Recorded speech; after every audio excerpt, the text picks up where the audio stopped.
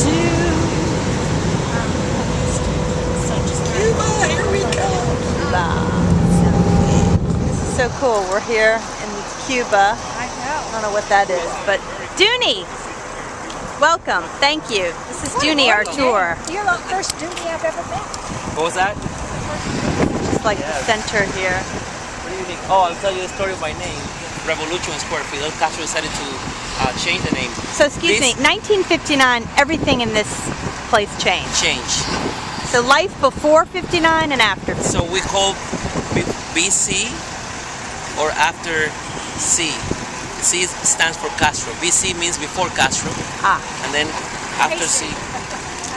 So they wanted to have a place where they can actually have gatherings and political rallies and all that. So they created this place. 57, he changed it to 59. The original idea was a contest they had with architects. So the tower that you see, together with the monument of Jose Marti, they are the winning project. So there were several urban designers and architects who presented projects for the main monument of the Civic Square, of the Revolution Square, that changed name after. So two architects were the winners. One of them designed the monument dedicated to Jose Marti, that by the way is made of 100% Cuban marble. It's Cuban marble that you can find in the south of Isla de la Juventud, which is a little island that we have offshore in the south of the main island of Cuba. It's an island where you can find this gray colored Cuban marble. And ironically, the interesting thing is it's the first time they used Cuban marble because they never thought that it would be good for building anything. We're going to take you to the cemetery, one of the tours, which is one of the most beautiful cemeteries in the world. And you will see a whole ocean of Carrara marble imported from Italy. Wow. Because, you know, the families that were living in Cuba in the 30s, 40s, and 50s, they were competing with each other even after death to see which one was the richest one. So the bigger and the fancier you build your mausoleum at the cemetery, the richer you show the rest of the people that you were. So it was a big competition to show who had the most money. The buildings that you see around, that building right there, that is our National Theater. You have three main rooms, and you have a basement show cabaret. But this is like the National Theater where we have dance companies performing all that right there. This building that you see with the face of Che Guevara, yes, and you might be all familiar with Che Guevara, that is the Ministry of Interior. That's like the Cuban CIA, FBI kind of. I saw some heavy-duty people guarding it. Yeah, there's a lot of people guarding it, so you might take pictures of it, but you cannot get even close to it. Okay. This building that you see to your right here, with the face of Camilo Cienfuegos, and that's not Osama bin Laden, or like I've gotten like so many weird names. Jesus, maybe? That's not Jesus. That's not even Fidel. That is Camilo Cienfuegos. Camilo Cienfuegos was also a revolutionary. He was also a fighter, a young, upcoming fighter, together with Fidel Castro, Raúl Castro, his brother, Che Guevara. They were all in the expedition of the 82 men that came from Mexico. But he died very young, right after 1959, when Fidel Castro took power. He was surrounded by Che Guevara, who was his best friend. He was surrounded by Raúl Castro, who was his brother, who's today our president, and also Camilo. Camilo was very popular. Actually, he was even more popular than Fidel. And there was always a kind of like interesting relationship, because if someone would have been elected the president, maybe it would have been Camilo, because Camilo was actually more popular than Fidel Castro. So there are different versions of his death, but still remains a mystery. Whose death? Camilo Cienfuegos hold two Guinness records. The first one is the person that gave the longest speech ever, holding a speech right here in this square for 8 hours. And also, Fidel Castro holds the Guinness record for the person who survived the most assassination attempts, 638. Whoa! So he have two Guinness records. 638? Yeah, He had a good they tried to security kill him through his pen, put a little bomb, explosive on his pen, my God. on his mic when he was giving speeches around the world. They put poison on his socks so he can. Okay, I'll tell you. What did they do with all these rich people's houses? So all these rich people's houses were left behind by the families. They went to the United States, hoping to come back eventually when someone will kill Fidel Castro. Nobody killed Fidel Castro for 50-something years, so those families are still waiting to come back. And those were the families that were actually trying to create anti-Castro's organizations in Miami and plan assassination, strategies to get rid of him. And they never accomplished it, of course, because So what did Fidel do with those houses? So Fidel Castro, the government of Fidel Castro took over those houses, and they turned those houses into clinics, hospitals, and schools. Not all of them, but most of them. Some of the houses were given for embassies. They were given to some countries so they can have the residents there. So many of those houses, we're going to see them. They're now embassies, but many of them, as I said, were turned into dorms for university students. Oh, they wow. were turned into clinics, hospitals, and schools, and daycares for kids. So he did try to do good for people. He did amazing for people in the 60s. The only issue with Fidel Castro, and that's the only issue I have, and it's the issue that most of the people had for many years, in the last 40-something, 50 years, is that he got stuck in there. He didn't allow the country to move forward because basically he said he took power in the country and he basically controlled the country, said, this is my island, don't touch it.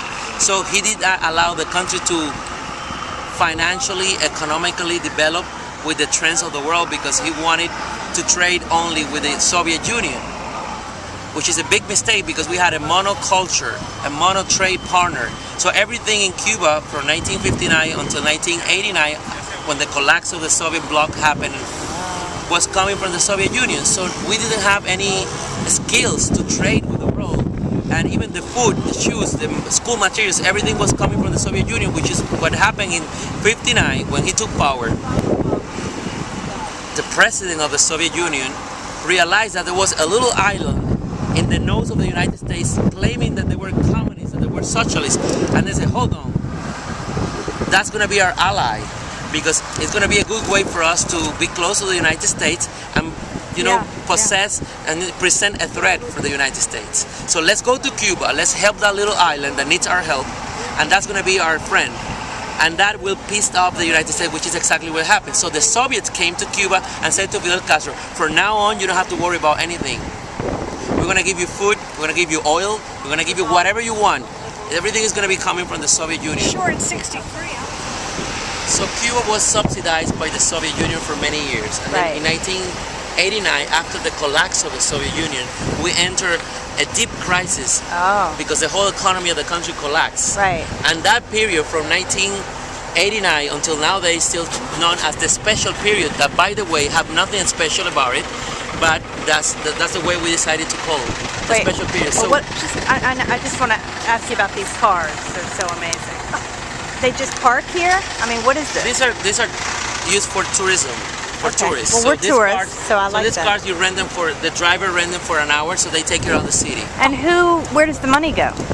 Are they allowed to keep it? They're private cars. These are private cars. So you see they have the sign that said taxi. Okay. So basically they rent it and whatever money, this is a private enterprise. So there is a private enterprise. They pay tax to the government. How much is an hour? It's about $50. Yeah. US? Yes. 45, 50. In a nice, very nice like that one. If it's like a not very nice one, you can get it for 35. You can negotiate. Everything is negotiable in Cuba. You can negotiate price. Most beautiful landscape in the country. Place where and it's just like he gave all the mountains speeches. surrounded by valleys.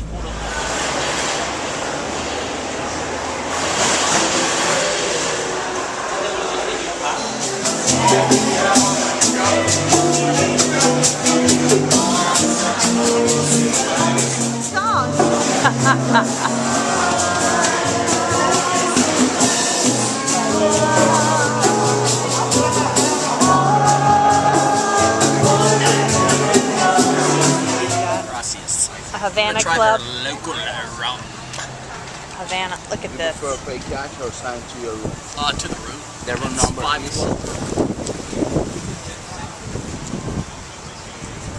Nice view. What's your name and what brings you here? My name's Matt Lester, and I'm with a group of, I think, 13 people from Detroit. Actually, we have one guy from LA.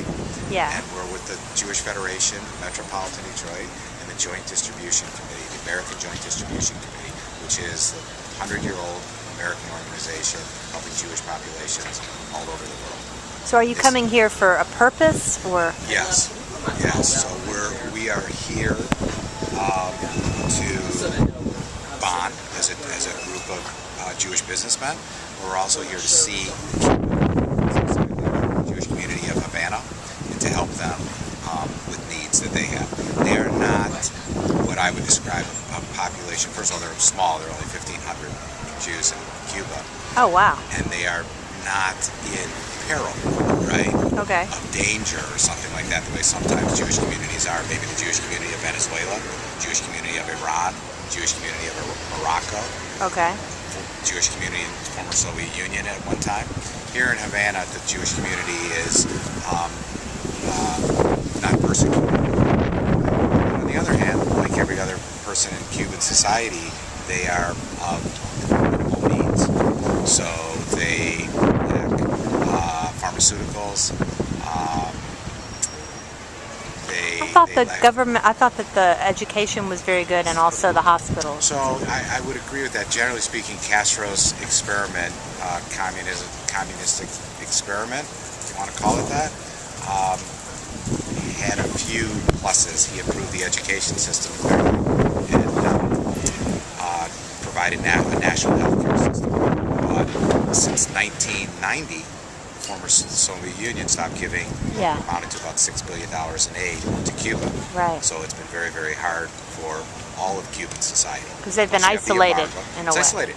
They have the American embargo, and you have no other major trade partner. They used to have Russia, Soviet Union. They don't. So who do they trade with now? Mexico, Central America, Venezuela was a major sponsor and supporter of Cuba for a while, but now it's emergent. So the Jewish community here, a lot of them you said wanted to go to Israel, a lot of the people? So the Jewish community consists of about 1,500 people practicing all different kinds. Local Cuban Jewish? All Cuban. Okay. But a lot of mixed marriage. Okay. Were they born Jewish or married or? Most of the Cuban Jews that you will meet were born Jewish, knew that they were Jewish, but were living in Cuban society, so not really practicing it. And if they did practice it, they were generally excluded from higher paying positions and stuff like that went to people, let's say, bought into the notions, the true believers of the revolution, which were, among its tenets would be an atheistic. Atheists. Oh, yeah. I didn't know that. So you're not going to see a lot of churches here? You will not see a lot of churches here. You will not see a lot of people practicing religion. In that respect, the Jewish community is somewhat unique. But he allowed that? It's interesting. There's a story that Fidel Castro visited the JCC, Jewish Community Center, about 10 years ago, and lit the Hanukkah candles. And when he was asked by the head of the Jewish community, whose name escapes me, an incredible woman, she said to him, Mr. President, you've never been to, this is the first time you've ever been to our JCC, you've never asked, you've never been here before. And Castro's answer was, you never asked me. So he was generally hands-off, laissez-faire, with respect to the Jewish community. The other thing that was interesting about that story is he asked her, he lit the candles, the Hanukkah candles, and then he asked, what is this? What is Hanukkah? Because Castro knew a lot about the Bible, but Hanukkah is not in the Bible, it's post-Bible story. And he was fascinated to learn that it's about a revolution, it's about a revolution against the Maccabees.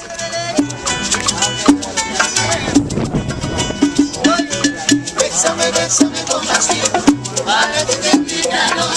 Bésame, bésame con pasión, para ti sentir calor. Me besas en el ritmo, yo me sentiré mejor por soledad. Bésame, bésame con pasión, para ti sentir calor. Bésame, bésame con pasión, para ti sentir calor.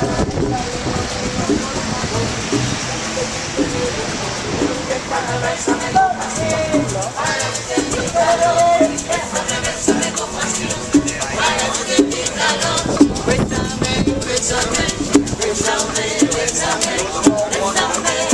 How you like it so far, Mom? How do you like it? What do you think? This sucks.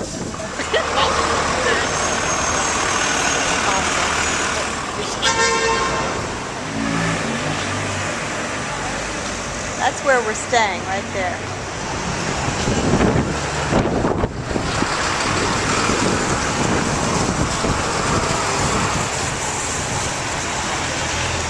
Here we are in Cuba. Obispo. And narrow streets, very reminiscent. Wait, please go fast. Sorry. Very reminiscent of Europe. Speaking of Europe, I need to pee. Oh God. European. Get it? This lady here has got her basket. She's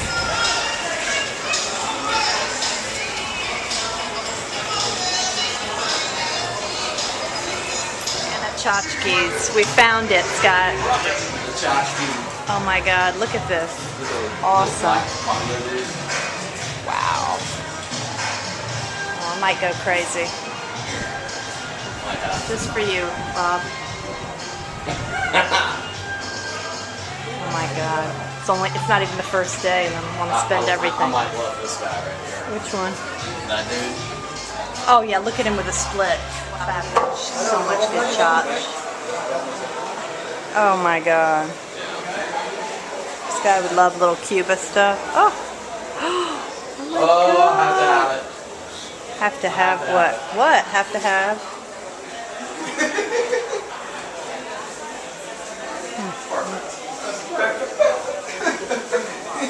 I might buy my first bathing one. Already?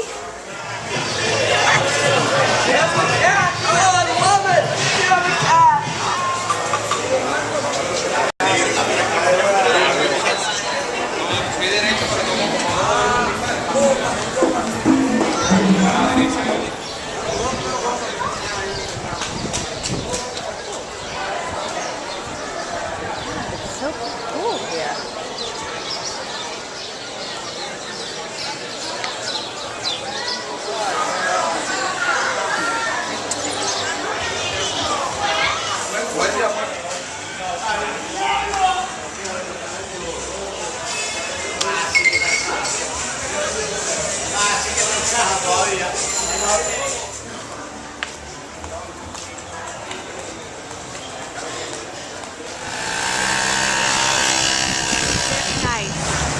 Where are we going, Dooney?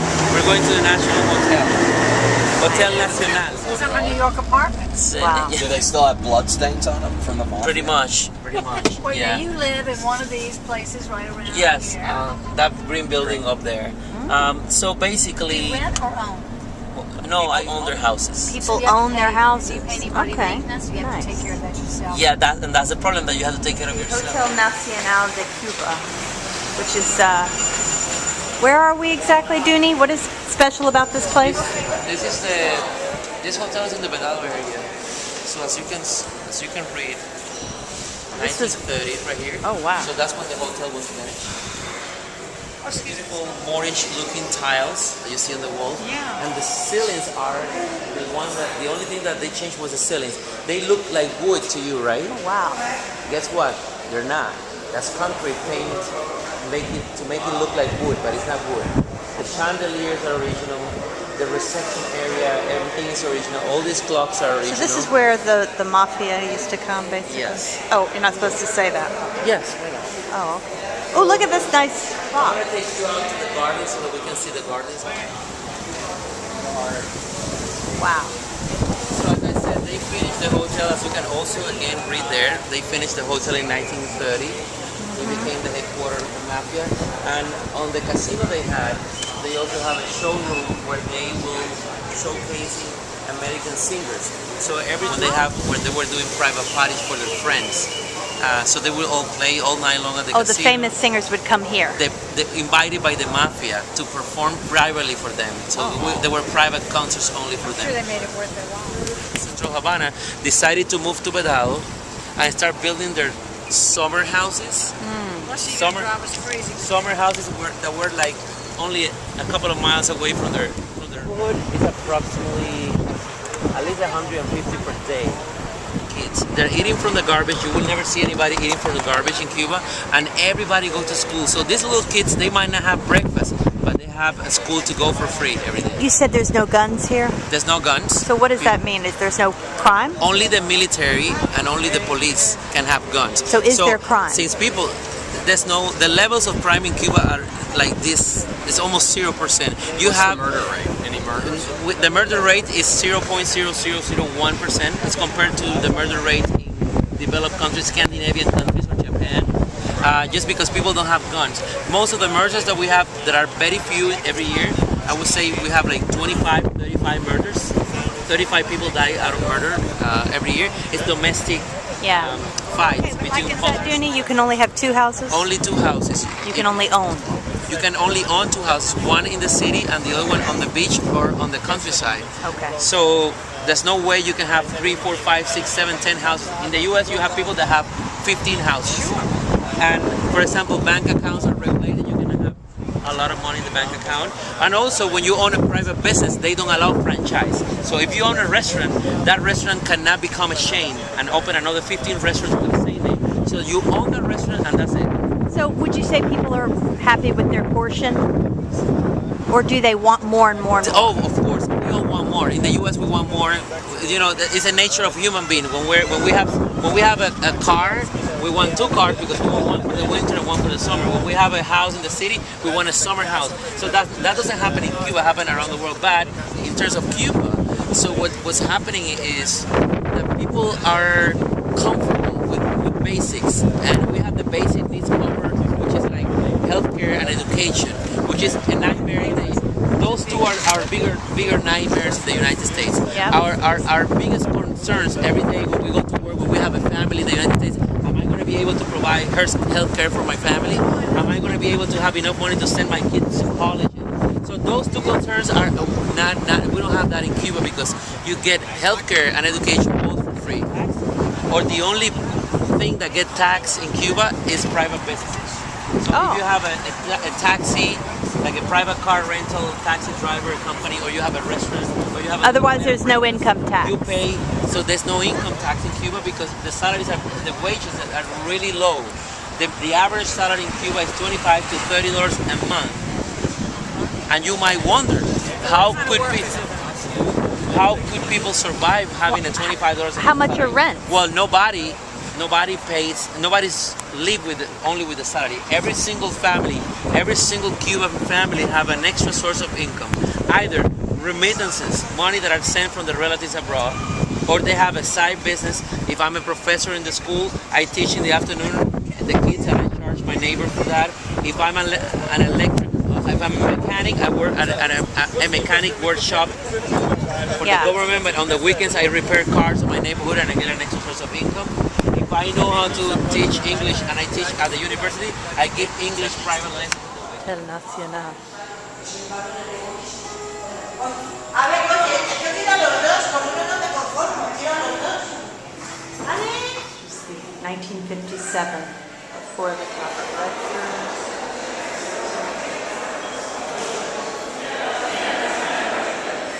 President of China, Canada.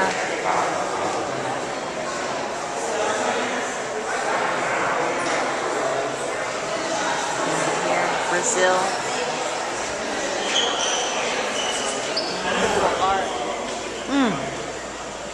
Do it again?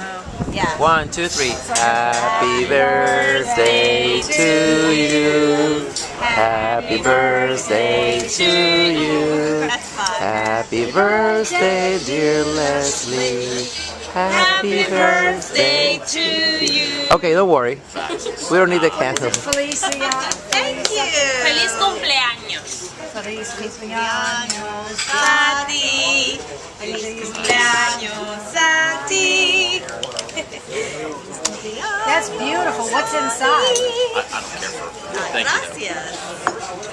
Wow, my name and everything. Wow, Thank you, Dooney. You're welcome. Taking care of Oh, business. did you get the name on there, Scott? Look, Mom. If you like, you have the first cut and I help you with it. The first cut is the deep.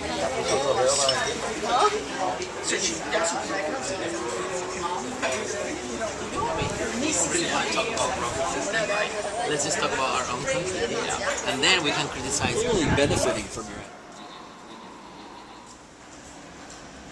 Look at this. We are looking down. We're in the museum here. And it's just so cool. Having a wonderful private guide. You're doing a wonderful job. Look at this. Ain't you seen? Wow. Right now. But it just, this building looks like it's. These are the fabulous tour guides so far that we found. 1902 from the U.S. and then 1902 to 1959 is the Cuban Republic, and that's what the Republic is. 19th century, we talk about independence war. That's the revolution. We had two presidents. Fidel was not the president, so we had two other presidents there that lived here. Then I was turning to the Museum of the Revolution, and now you have this backyard here with some things that were used cars that were used in the 50s during the Revolution. These planes were used in the Bay of Pigs. Actual plane. The book. Back channels to Cuba. You can read that information there. All the classified documents from the CIA. The CIA told the British not to sell weapons to the Cubans, and the British told them that if they didn't do it, the Cubans were going to buy it in the US, in the Soviet Union. And the CIA told them that exactly that's what they wanted, because that way they could link the Cuban new revolution to the Soviet communists. So that way they could have a pretext or a reason to launch an invasion, or I don't know, try to stabilize. So it was calculated. Yeah, since the very beginning. Wow. And that was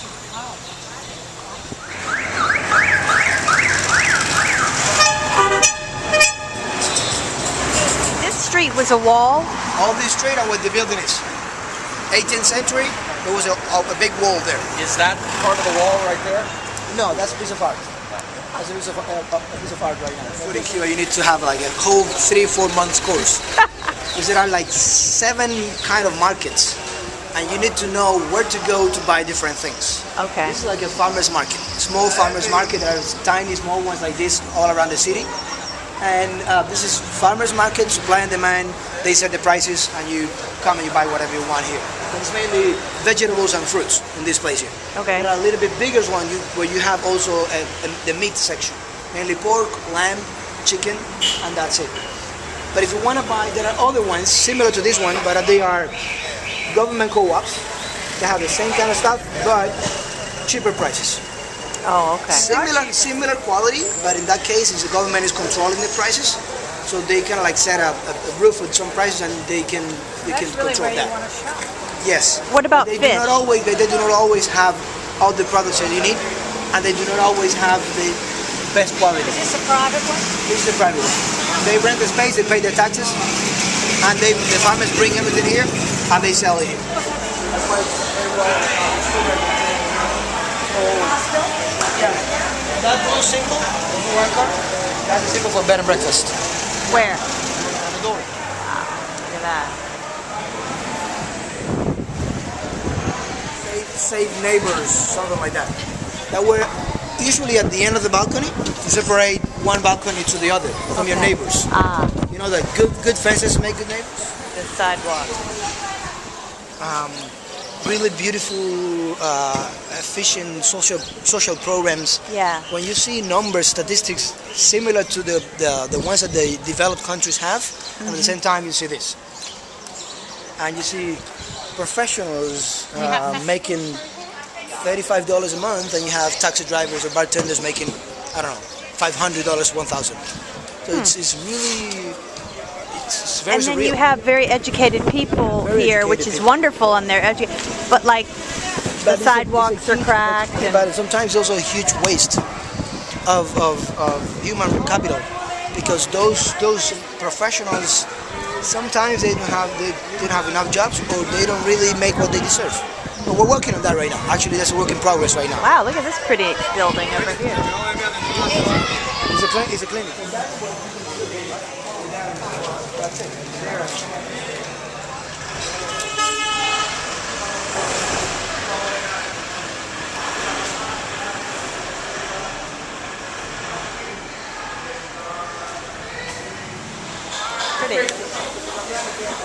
of Hemingway was Floridita.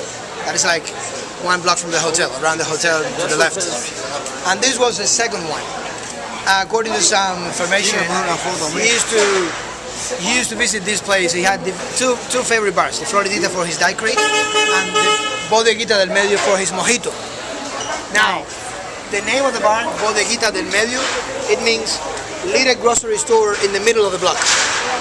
The owner of this place, when he opened the business, he didn't open a bar, he opened a grocery store in the middle of the block.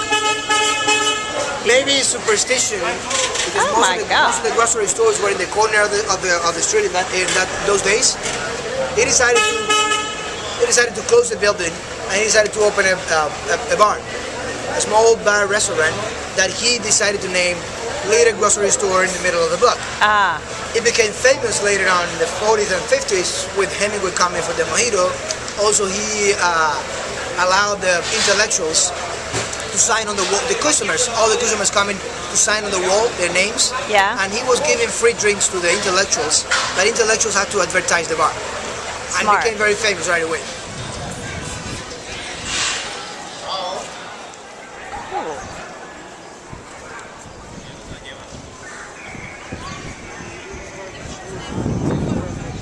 Wow.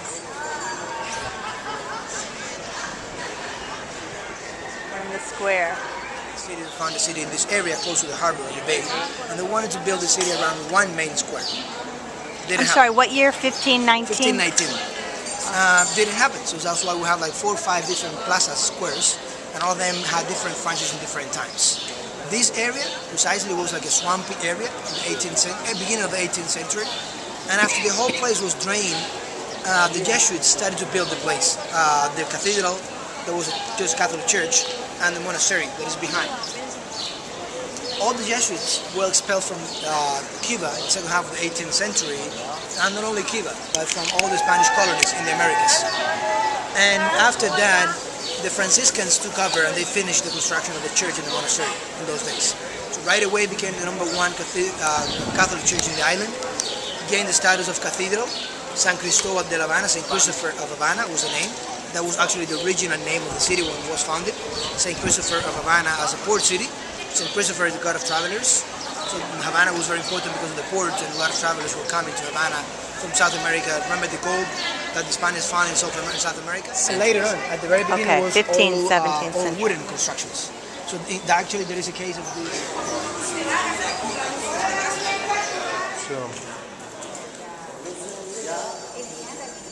Cover their shorts here.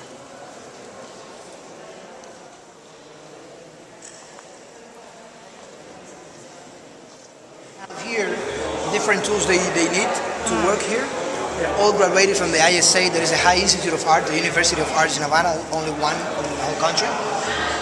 They work here, they sell their work here, they keep 90% for them, and they give 10% for the place to buy ink, pay electricity, water, whatever. Oh, they keep 90%. Oh, so they're left alone by the government. Yes, and that's been like that since 1962, one of the fewest private co-ops that exist in Cuba.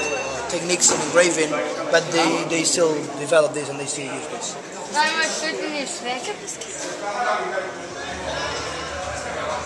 It's all from the original time that they're still using. It's amazing.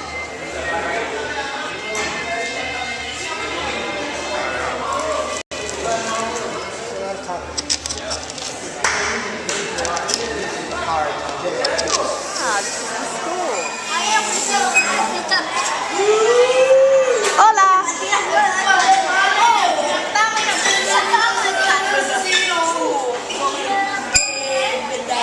Some of the offices will work as schools for dealers for the casinos in those days.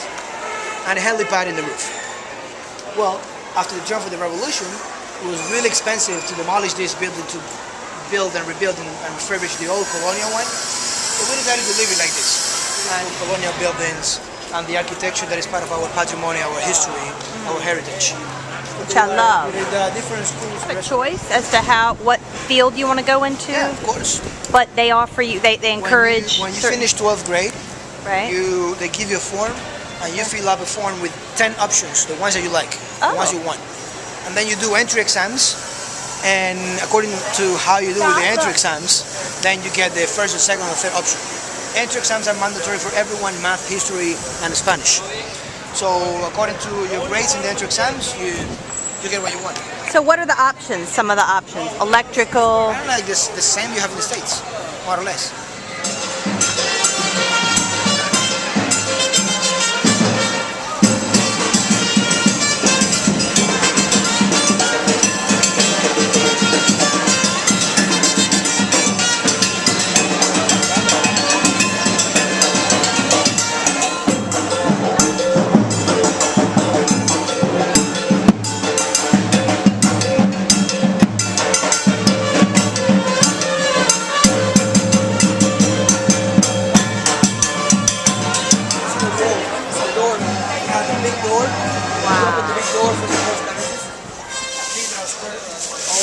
Religion. In this case, this one that was actually the first one to be built. The name originally was the Church Square. Because the main church in those days was located in this square, actually in this place. That old church, that's the Christopher Columbus. It's covered of people. Yeah, that's it. We never had such a thing as Columbus in the US. All the ships were gone with ships.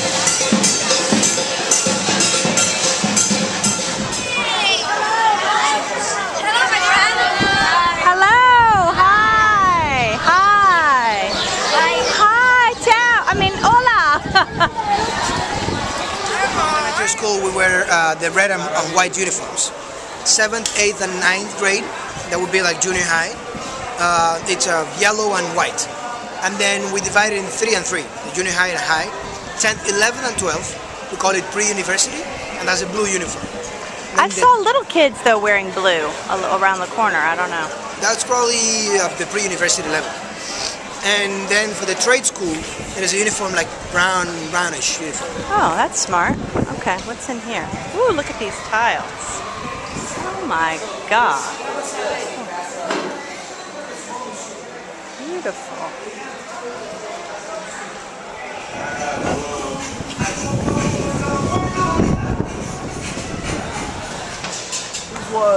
This actually is known as the Crusader.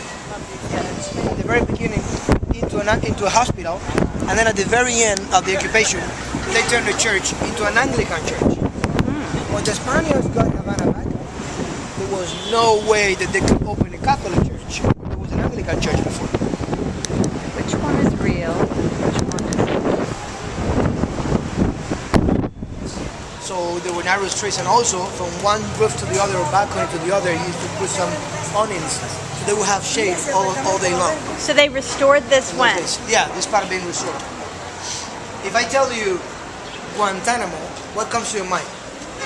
Prison. Prison, the Navy base, right? But Guantanamo is more important than that. Actually, the Navy base is at the south of Guantanamo province, at the entrance of the bay, on both sides, 117 square kilometers. Guantanamo is the whole province of Cuba, big city of Cuba, the easternmost province of the city of Cuba. And it is also important because Guantanamo has Baracoa, that is the first village founded by the Spaniards in the island, 1511. And in Baracoa we have the biggest plantations of cocoa for chocolate, cacao. Ah. And I'm talking about that because this house on the left, in the corner here, is the house of chocolate. Ooh, where? Museum of Chocolate? Palado Los... whatever. Nice on TripAdvisor. Thank you. What, we get a ringing of the bell. Marble stairs. Marble stairs with rose petals. I love.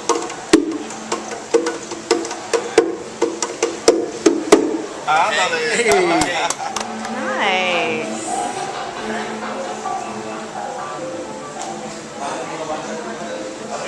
Identify myself with both countries, and I think both countries have a main thing, like what you were saying before, wings. When you have wings in this country and you try to fly too high, they cut the wings and you cannot fly too high. You cannot be too successful and too independent. Because they don't want differences in classes. They don't want extremely successful rich people and they don't want poor people. So they try to keep a balance in the middle. Here. In Cuba. Oh, in the US, you have extremely wealthy people and don't give a damn about the poor people, and the poor people trying to make it happen, but they don't know how to do it because they don't have the tools to to make it happen for them. Some rich Or maybe people they do, here, but they don't have the guidance. And Let me they ask you a question, guys. What are the misconceptions that Americans in the world has about Cuba? What do you think? That we are, that this is a tropical gulag, a tropical prison. Well, that's a great. Basically, that's basically the idea they have, like hearing these guys, listening to these guys in Miami and Florida. So it's not like that, you're saying? Have you seen anyone sad or? Oh gosh. Like, No. everyone's happy, well dressed, fed, working. So what are the smiling. frustrations, though, for you? financial Basically wealth. financial. Financial wealth. Financial. So open and give the opportunity to the people to open their businesses and run their private businesses and make money. If they make a bunch of money, ton of money, just let them do it. They're For working example- hard. It's their for sweat. example- Just make them pay taxes and that's it. These private restaurants that we're eating, we ate yesterday and today. These private restaurants, they can have just a limited amount of seating of 50 people. If they want to increase their seating and the space, let's say they buy the building next door and they break the wall and they want to do a bigger restaurant, they cannot do that. Because you can have up to 50 seats, which is smart to control the wealth, because otherwise if people start buying and buying and buying, they buy 10 buildings and they have a franchise of 10 We got restaurants. a Walmart right here. So that's smart in terms of controlling the wealth of people, because they don't want wealthy people here. But at the same time, people feel frustrated, and that's why they immigrate to the United States. That's why they launch themselves on a raft, swimming, trying to get to the United States, because they want to have money, and they feel like they have the talent and the skills to do things. And they're limited here because they cannot do it because the government doesn't allow them. Yes. When did you come to You're the United racial States? How old were you? I came to the United States when I was 29 years old, and I arrived on March 2010 with $85 in my pocket.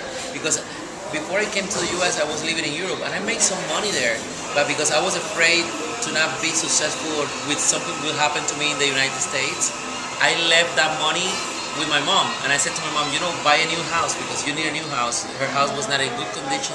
So she bought a new house, she bought new furniture. So when I left to the United States, my mom was covered. She was good. She had a better house, a better way of living. So I said to myself, now I'm ready to go. But because I did all that for her before I left, when I got to the United States in 2010, I just have $85 in my pocket. And what was the first And I thing you didn't did? The first thing was call my friends. I said, listen, guys, you need to help me. I make it to the United States. I'm in Miami.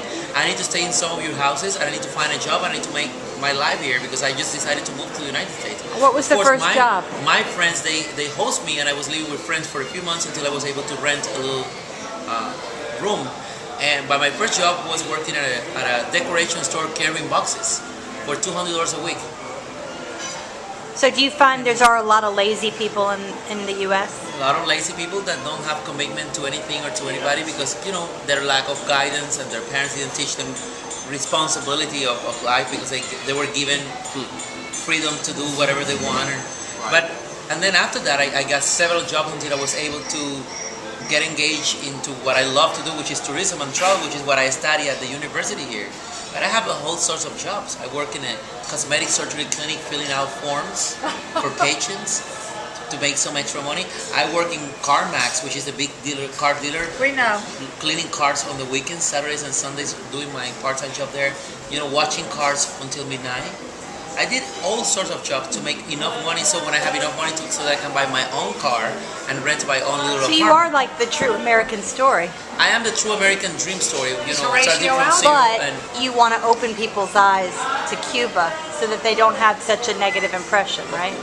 Is that your passion? of course, that's my passion, but also because I understand that there's good and bad in every country and in every society. Right. So my goal is to express and open the eyes not only to the Americans, but also to the Cubans that America is not as bad as they picture. Right. Because the same way we have been told in the United States that Cuba is bad, it's evil, and we have been told that in the United States there's a lot of evil. So my goal is to create a window where both cultures and both people, both countries, they can have a sense of, of understanding and interaction that will allow them to know the reality. And that was happening thanks to Obama.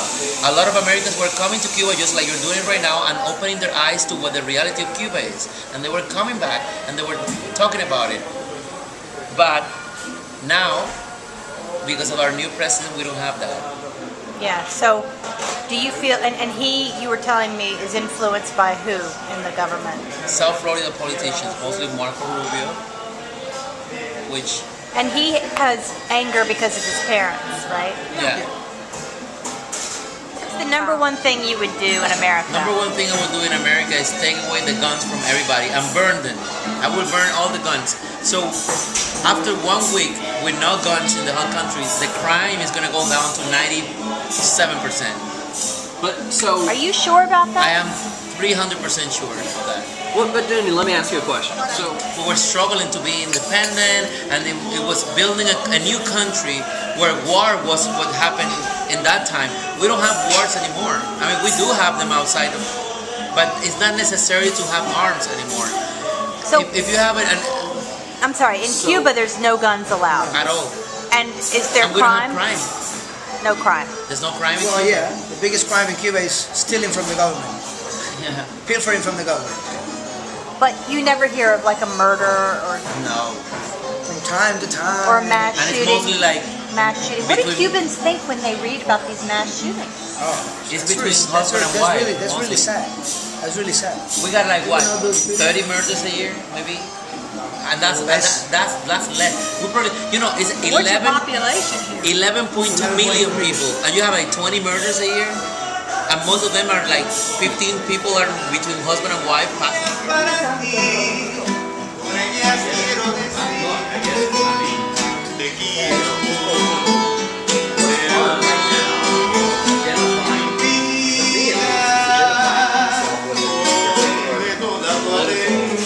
Because in many ways, Americans are...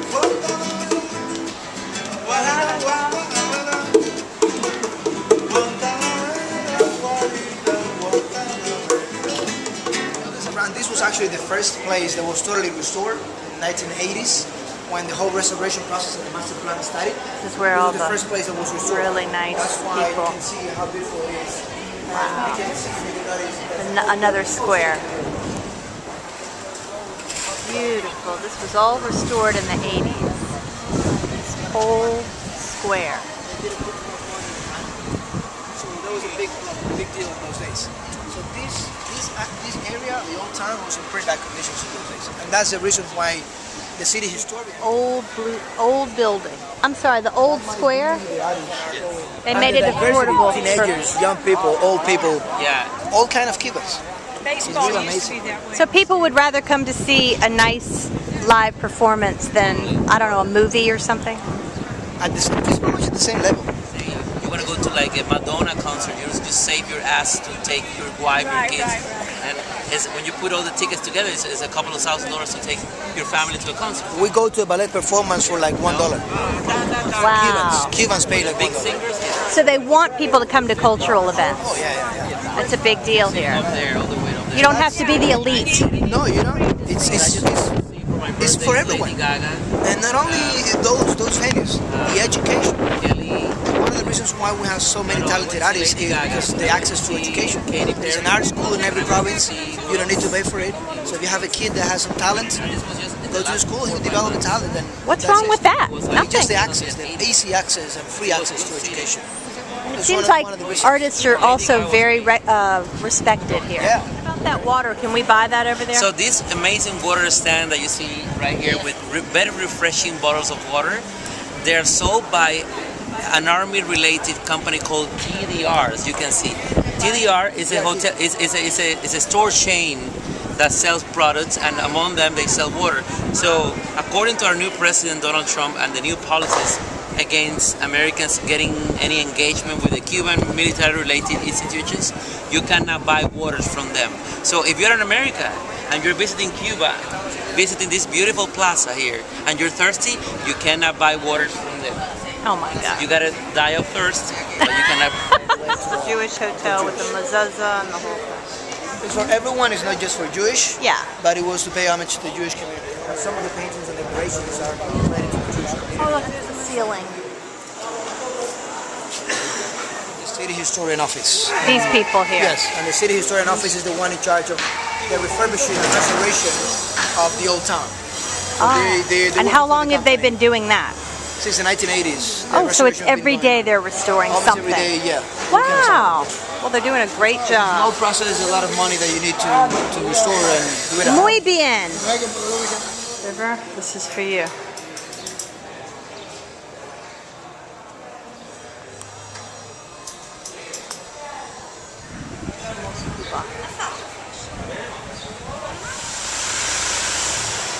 Aquí ando en el juego.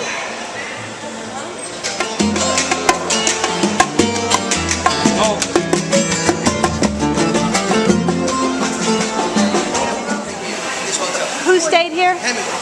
Oh. Fifth floor, 11th room.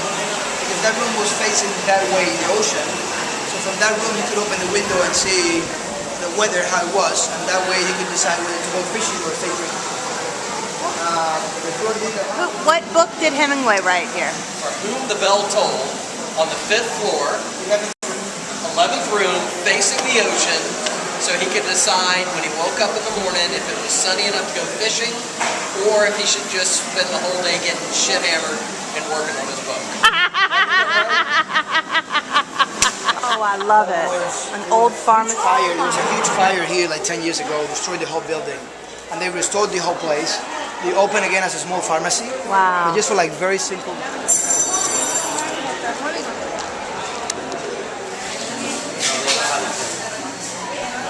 What's the name of the supermarkets in New York? What's your supermarket in your neighborhood? These guys are here like to buy an internet card, to pay the bill, telephone So they bill. have to wait in line to pay their They have to bill. wait, yeah. What are they paying? What kind of bill? Telephone, usually, or an internet card, or buying a new phone, something like that. No online payment. No. What about Lately, electricity and water? They have the to same. electricity? The same, but when the people comes reading the meter, you can pay him directly. There are different ways to pay the bills. Not that they don't have to come directly to these places. You can do it at the ATMs with your Okay. debit card, Yeah. or there's another way. There is a prepaid phone card that you can use with your code. You can pay some of those bills also. You can put it. Right now. This is the Kempinski Hotel. And The new hotel. They actually refurbished the old building and they Okay. turned it into a hotel. and we're not allowed in here, Americans. You are allowed. We're not We have allowed. no problem with that. According to your government, you cannot stay in this hotel. You cannot live in this hotel. Okay, got it. You are a wonderful waitress. Thank you. Wonderful. you. Beautiful. Nice. So we are going to the theater. We're going to a ballet. And I just want to know that,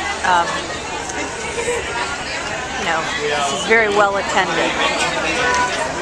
This definitely looks horrible. I would want to get in a boat and risk my life. This really looks horrible. I would totally want to abandon my family, get in a small paddle boat and risk my life and getting eaten by sharks versus this horrible experience of going to the ballet. Getting dressed up for like $2. Excited for the ballet. Do a little spin. Nice. Are you having fun in Cuba? Amazing. Where are we? National Theater. National Theater.